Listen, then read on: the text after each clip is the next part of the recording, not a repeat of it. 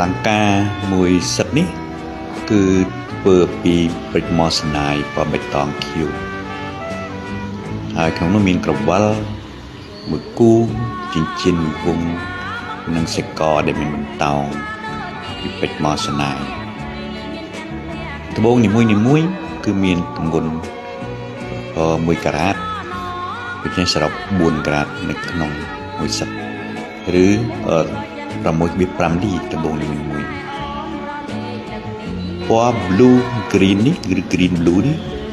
គឺជាពណ៌មួយដែលល្អហើយដែលមើលទៅនៅពេលដែលត្រូវពន្លឺរបស់វាគឺគួរឲ្យគយគន់ហើយនឹងចាស់តែម្ដងហើយពេជ្រគឺកម្រិតរឹងវាក៏ដូចពេជ្រដែរជាទូទៅមិនខុសគ្នាទេបើ test diamond